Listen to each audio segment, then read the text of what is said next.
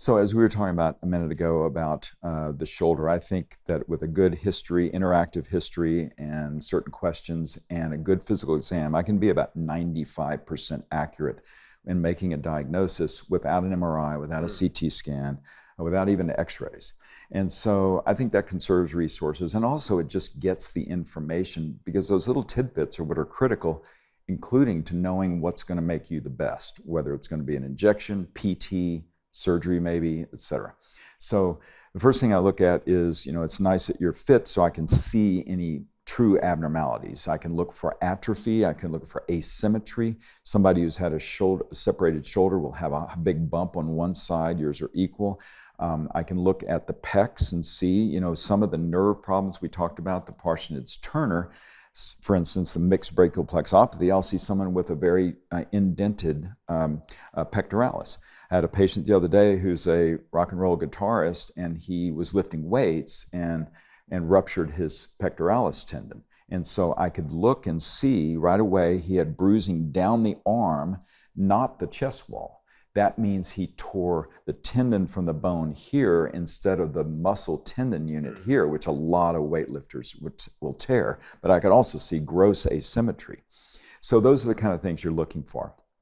And I also even care about the sloping of the shoulders, because that can potentially be posturally if it's an issue with posture and so forth. Okay, so looking at your shoulder, I see nothing asymmetric.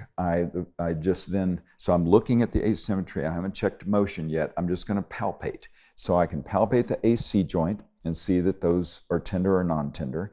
I can palpate the front of the shoulder. Now this area is always tender. It's where the brachial plexus is passing through. So this is one of the most tender areas in the shoulder. So I don't press too hard, and I'm kind of looking for asymmetry, not pressing hard.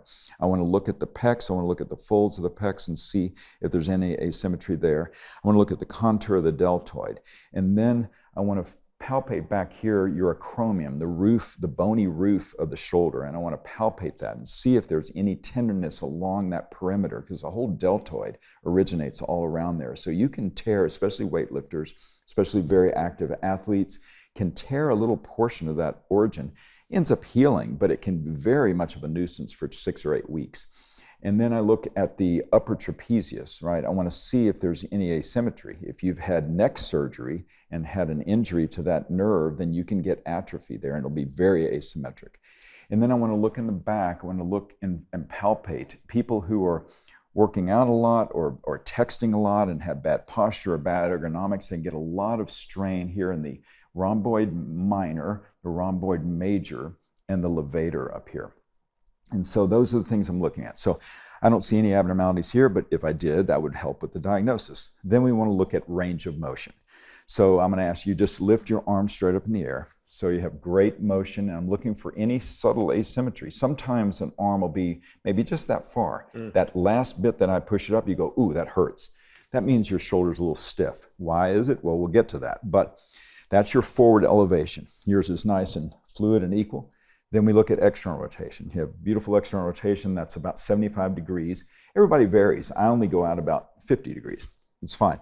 Now, if you're a thrower, you're going to have, let's say you're a left-handed thrower, you're going to acquire external rotation to get more of that, we talked about that angular velocity. So this arm would come out externally more in a thrower, in a left-handed thrower, whereas if I come up here and measure internal rotation, that would be decreased. That's you've acquired that from a lifetime of throwing. So that's what we look for. And that's normal variation based on your activity pattern.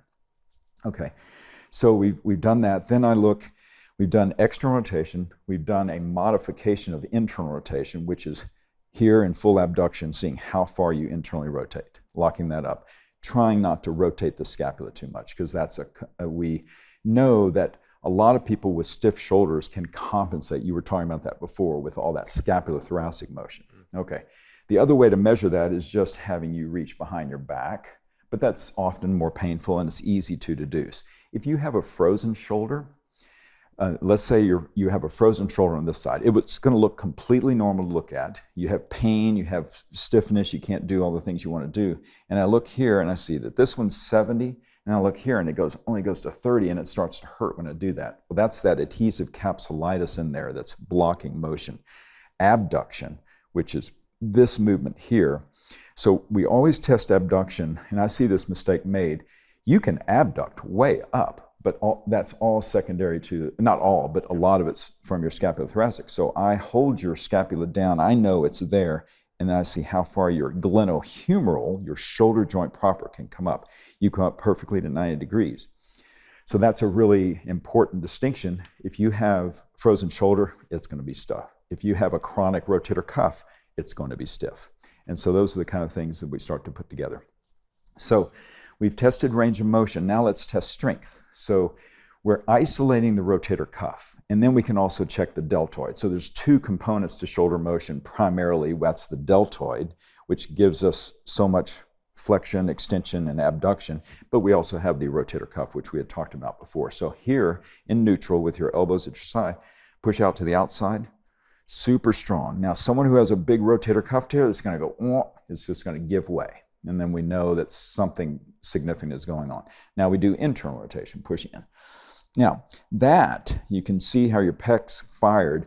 Internal rotation is a composite of both the pec pulling across, very strong, and compensating for maybe a rotator cuff problem, the subscapularis in the front.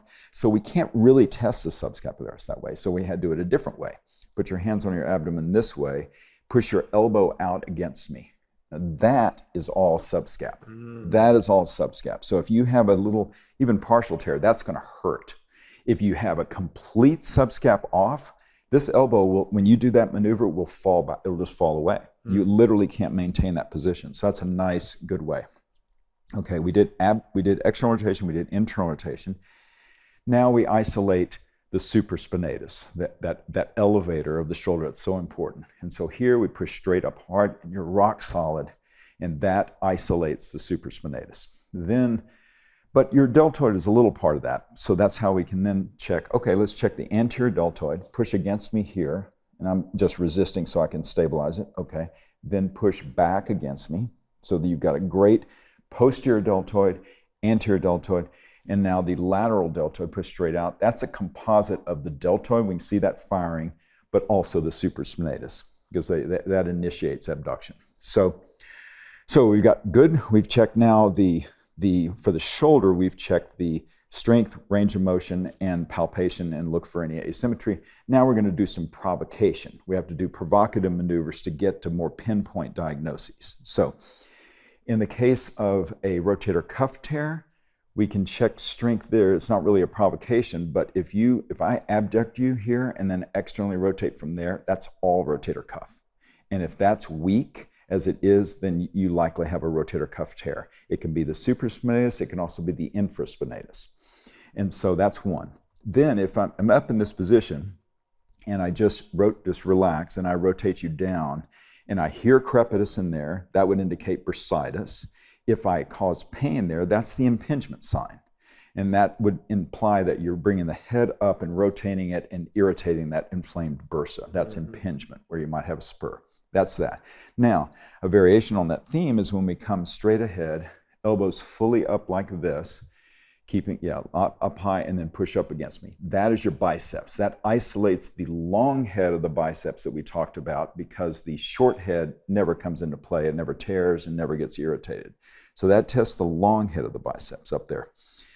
Now, we will cross over, in one way we'll cross over into the elbow is by checking your other biceps, which is the distal biceps. And we know that can be, if you have a normal distal biceps and a very inflamed long head in your shoulder, this will hurt. This is the speeds where you're turning your palm up.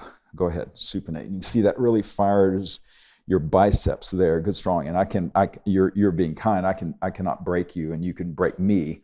So we test that. That would hurt, and you'd give way if you had. But you'd say it doesn't hurt here. It hurts here. So it's tugging on that bicep. So that's a good indicator for that. Then we want to look at your labrum. That's a common tearing thing, that entity that can manifest. So the superior labrum, we have a good provocative maneuver for that.